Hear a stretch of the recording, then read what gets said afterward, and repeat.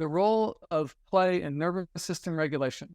Hi, I'm Michael Westgate. Thank you for joining me. I've helped people with chronic pain for over 2 decades. I aim to help you say goodbye to pain and hello to a fully lived life. Now, the significance of nervous system regulation in daily life is something that most of you here understand is a issue because the more regulated we are, the better our life is, and the better everyone's life is. So it's no small thing to be regulated on a daily basis. And what the research has shown, and with undisputed importance of play in childhood development, and also continual health and thriving of humans through their lives. So it's not just childhood, it's your whole life. And the other thing that's really important to understand is that not only does play, it regulates your state and it teaches you how to regulate, is that most of us, we think that play is about fun, but that's not totally accurate because here's some of the things that play does for us. It prepares us for challenges. So that's the point, is that we're supposed to wrestle with each other as kids so that we can wrestle with the world effectively. We also, if you have overwhelming experiences, play can help resolve them. And one example in Peter Levine's book, Healing Trauma, is of these two cubs, I think they were tiger cubs, who were almost eaten by a hyena, and they escaped. There's 3 cubs, I'm sorry. Then they escaped by running up a tree. And after their mother returned and they were safe, they play acted being chased by the hyena. They took turns being the hyena and escaping. And the reason they did that is they were trying to resolve how they would have done it better, or and how they could have overcome the enemy. And so part of that play was, I think they attacked or at least at some point, one of them attacked the attacker and pinned it down. And now I'm victorious and I'm fine. So the other thing is that play's contribution to adaptability in general, and especially emotional regulation, is really massive. And the reason it is because play helps you formulate patterns in reaction to adversities. So that's what you're doing, is you're practicing a pattern of response to an adversity. And if you fail at doing that well, then you're going to come back and revisit and kind of review with the play so that next time you try that activity or that challenge, that it will go better. I made a video early in the year called Therapeutic Play in Nature, a Vagal Exercise. And that was me recounting, I knew some of the science, but I was talking about how I grew up, which was I was growing up in nature with a lot of friends, and we spent almost every waking hour outside in nature playing. And I was incredibly happy and regulated at that point in my life. And I haven't had that, obviously, as an adult very much, which I think is a shame. So then I came across an interview between Jordan Peterson, who's a psychologist, and Rafe Kelly, who's a movement expert. So Rafe's business is called Evolve, Move, and Play. And he teaches people how to use movement practice as a way of, it's basically exactly what I try to teach you guys, which is it's a tool for being more regulated in your life. And also to kind of, and all the things that involves, which I'll go into in a minute. Here from his website, just so you get kind of an idea of what his workshops tend to involve. But keep in mind that I'm going to explain later how this can be translated to someone with chronic illness. So it's not, again, I'm not saying jump into 37-degree ice bath, right? We can start with a cold shower at 60 degrees. You don't have to go whole.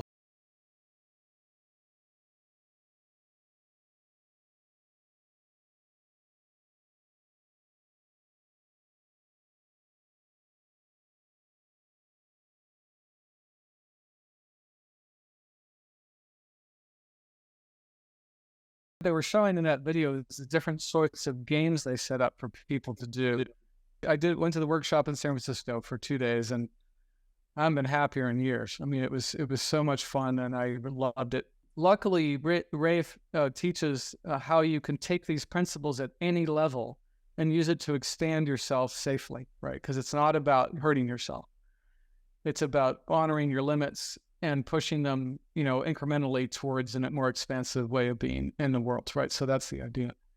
So let's see. I'm going to put in the chat the link to the video I just played, a link to the interview with Peterson, and a link to Rafe's YouTube channel, which has plenty of other, some of the stuff that he does is so unbelievable. It's like, watch him and it's just awe-inspiring because he's like an Olympic athlete in terms of his ability to play in nature. I'm just going to show you a couple of videos that, day 1 and 2, just a little bit taste of what we did, because it wasn't quite as dramatic as what you just saw.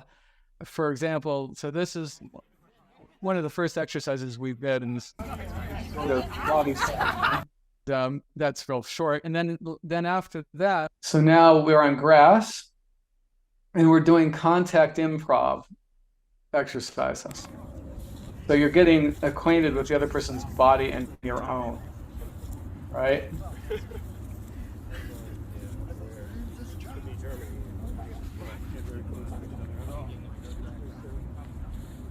These exercises are progressive because that's the whole idea, right? You're not supposed to overwhelm someone and hurt them. You're trying to help them expand. So this next one was obstacle course. Hold on a second. Through these trees.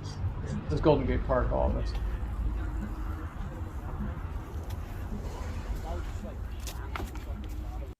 And just so you know, this young guy was way faster than me through that obstacle course. Although I had a lot of fun. And then eventually what that led to was the roughhousing. Now there's the rough and tumble. We did preparation and sort of building skills, and then there was a game. Oh.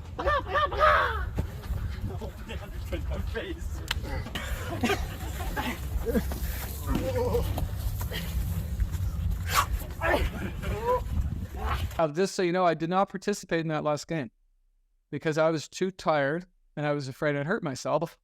And so, but it was fun to watch. And, I was like, maybe I'll get in good enough shape one of these days to do that. So that was part of what I experienced. And so here's the thing that's really interesting about this kind of play. If you look at all the different exercises that I offer in the manual that I provide, which is this one. So like you have, the self-care practices that feel like a gift. This is that document. So you can see, walking barefoot, right? And forest bathing in nature. So you're in nature, right? So there's mindfulness that also comes over here. Swinging, breathing. Okay, all that's in all that exists in what we just saw, right? So that's, and then we have other things like, being with other people, games, so co-regulating,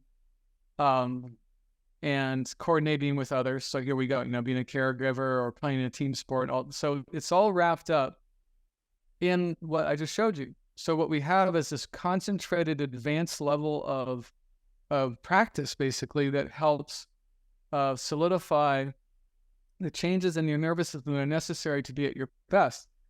So you have contact with nature bathing. You've got sun in your eyes and on your skin, which is incredibly good for you.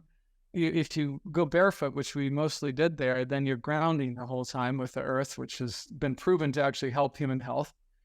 Then there's movement, balance, and even HIIT workout. You can imagine when you're wrestling with someone, it's like a HIIT workout, high intensity interval. And that's, again, not for everybody at this stage. Social bonding, it speeds up dramatically during these games because it was amazing. By halfway through the first day, we're acting like we're old buddies from high school or something. It was amazing. And it wasn't acting, actually. It was that feeling of knowing people. And the instructor, Kyle, he said something that was really interesting. He said, if you want to get to know someone really well, wrestle them. I was like, that totally makes sense from my past. And I was like, yeah, it's kind of hard to wrestle in adult life unless you're in one of these courses, because you have to be aware of your own body and in a way that you don't hurt others or yourself. It's incredibly stress relieving because of all these different factors. And again, it's a preparation for coming challenges. And it also inspires creative problem solving because you have a boundary that says, here's the game, which is life is full of games, right? There's the game of career, there's the game of dating, there's a game, I mean, and so here's the parameters, and then you're going to creatively try to do your best within those parameters in a relationship to other people. It's very powerful. I mean, also just having physical contact with other people is unbelievably regulating for most people. Now, there are people that are at certain stages of their nervous system, either regulation or dysregulation, where they can't handle that. And therefore, they would have to start at the beginning, which is I'll just go by myself and walk barefoot, I'll climb a tree. But eventually you want to, hopefully up the challenge by having other people involved. And again, remember, the whole point of this is to have physiological shifts in your biology so that it can more easily shift to states of safety in more situations. That's and more diversity of situations. Okay, I gotta adjust my light. Sorry about this. I'm gonna look like a ghoul soon. Like that. Let's see here. Okay, so then that's too bad. Now, so here's the summary. So to expand your physical, mental, and emotional capacity and have better self-regulation, this sort of play is really helpful. And the essential elements, to remind you, is willingness. You have to want to do it, or at least want enough. Like, I'm a little nervous, but I want to try it. Okay, fine, but don't feel pressured. You always want to aim at your growing edge in every dynamic of this, because that's what it's for. It's to expand you. And there's always a reciprocal and synchronous connection involved. And we're going to talk about that a bit more right now. So you have play has a developmental hierarchy, which means that there's a beginning and then you build up from there. So it's all about deepening relationships. The first relationship you have to deepen is your connection with your own body. That's the somatic awareness we were doing earlier. Then there's the body's orientation to the environment. So first you're orienting to yourself, and then, to your awareness of yourself, and then self to environment. So the orienting response is something I want us to practice, to do right now. What it is it's you. Go ahead and look around your room. Right? Look behind you. Look under if you're now on a table, look under it. Right? That, and then, and including looking, what do you hear? What are you smelling? And what do you, probably not tasting anything. And what are you feeling? Like, how does the chair feel? That's the orienting reflex. And that's actually what your subconscious nervous system, your neuroception is doing every millisecond to determine what state to turn on or not. And then after you have those things established to some degree, then you're going to interact with tools.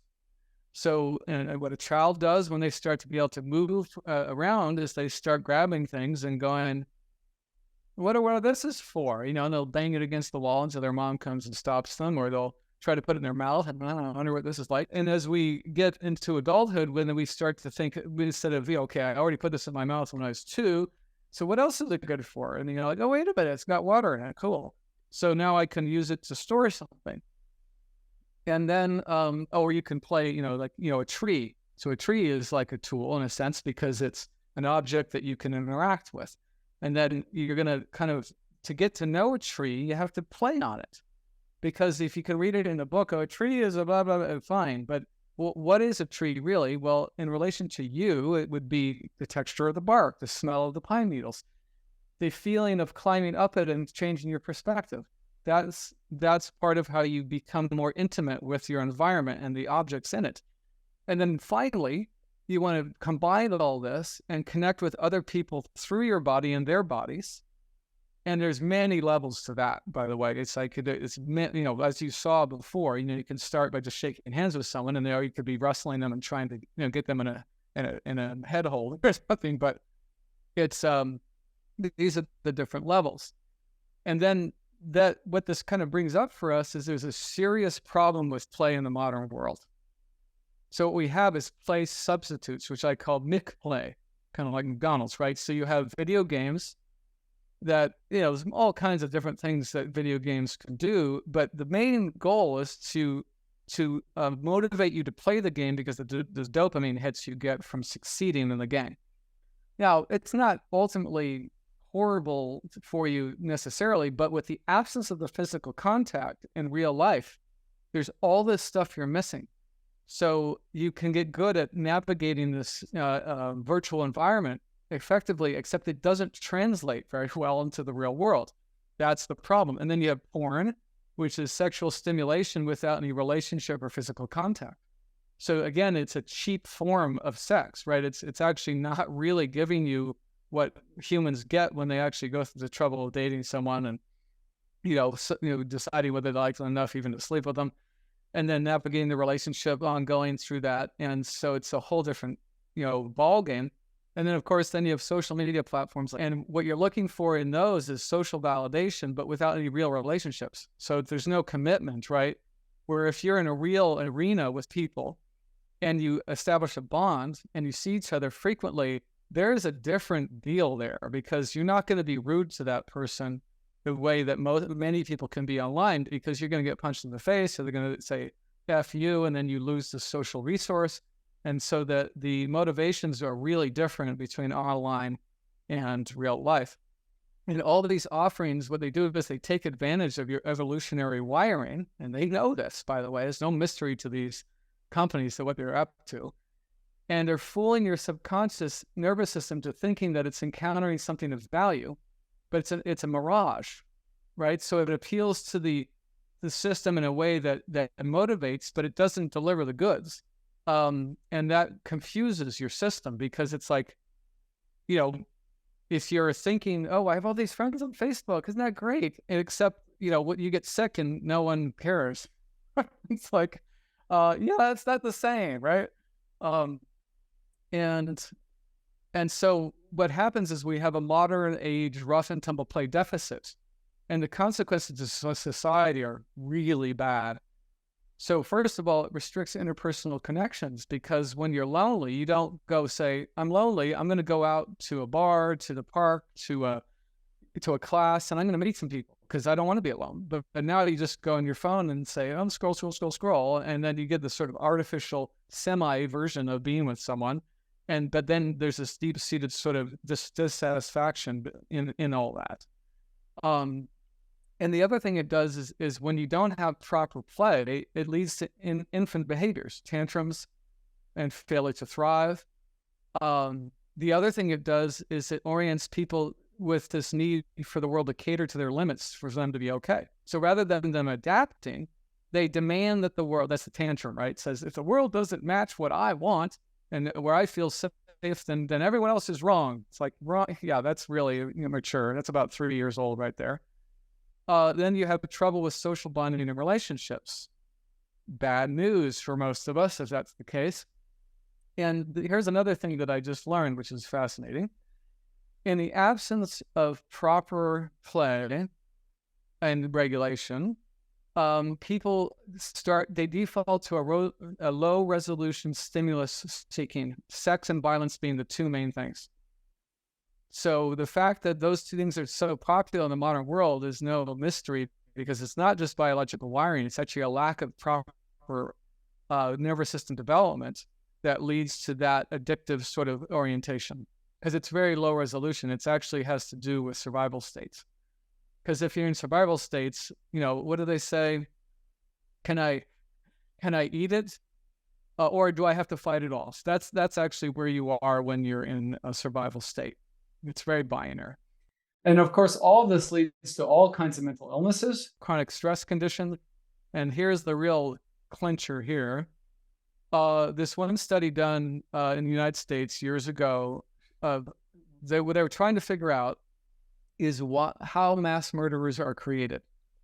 Is it genetic? Is it social? What the hell? Because what happened is at Texas A&M University, there was I think it was in the 80s, there was a mass shooting and a lot of students got killed. And the governor of Texas was so upset. He said, we have to figure out how this is never going to happen again. So he put together a panel. And what the panel discovered was that 80% of mass murderers in prison were deprived play as children. So that makes you think it might be semi-important for us to consider this important. So now the real issue for us here is, how do we adapt play for chronic pain sufferers? And that's what we're going to explore now. Because it's not about you pushing yourself into another pain level, right? So here's what we have, as you learn, there's a certain orientation about play and its purpose, right? That's one thing Rafe really clearly and very beautifully explained. And that, it's an opponent processing means that you're learning how to contend with the world, right? Because but it's also good for you to do that, rather than it being like, it's going to crush you. It'll crush you if you take on too much.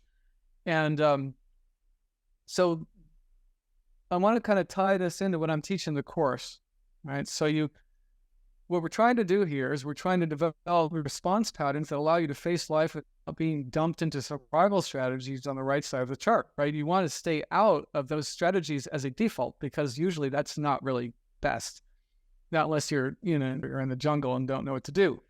And what that takes is body awareness, knowledge of the scientific structure that I teach in the course, and also things like what Rafe was talking about. And then you need to be able to map your responses so that you're aware of where you're coming up short in terms of this response is really not helpful. And then you're going to choose a practice. And, I want to introduce this because it's a very potent practice to engage in for that purpose. Although, one of the things that I wanted to share with you guys that I think is really important is that there can be a dark side to practices, because people get too attached to certain practices, and what they tend to do is succeed only in the practice, but it doesn't translate to their life. You'll see that with certain meditators. Like, I've been meditating for 30 years, and you're like, really? You know them well enough, you're like, wow, I can't tell, because they don't seem to translate that knowledge. So what you want to look for when you're doing your own practices, or whatever they may be, is that unless the practice is affecting your broader life, it's probably not that good, or maybe the way you're approaching it can be shifted to be more translatable. And I also want to summarize activities that you can do in the different stages of development. So self-connection, awareness of body sensations. So the meditation we did at the beginning is that. The state mapping, where you're paying attention on a daily basis, that, when I'm approaching the bus, I freak out. I go into like freeze. Why is that? I need to take the bus, so I need to figure out how to shift that. And then, even mindful movement, like mindful yoga, or walking meditation, or even sitting meditation. Those are all experiences and practices that can help you connect with yourself, right? So you're getting a relationship. So the opponent process is actually between your conscious mind and your body. And it's not, and what you want to do is synchronize those two, and that's what you're doing at first stage. Then natural world connection, if you want to start out light, you can just do forest immersion. You go walking, it's mindful, you're conscious. If you can handle it, being barefoot is another plus. You could do things like swimming in natural water, because again, that's a super duper body sensation connection with environment, and exposure to temperatures and so on. Then we have object connection, tree climbing, swinging, tool use, even cooking, yard work. That's tool, it's relating. Oh, what do I do with this? And you learn how to be good with it. You could even play darts, because that's object to the world, right? You're like, okay, I threw it and I missed the whole board. Shit, I hit, let's try again. Bouncing a ball or catching a ball, right? So that's another form of a ball in the string where you're batting it like a cat. That's you relating to a object in the world and learning how to contend with it. And then finally, the highest level is human connection. So you can do contact improv, something like acrobatic yoga, where you have a partner, team-centric sports like basketball, pickup games on the weekend. Partner dancing is a huge regulator. And then there's, of course, this rough and tumble play, which we just reviewed. So that is the lecture. If you found this content helpful, please like and subscribe. You can look forward to more videos about how to overcome chronic illness and chronic pain.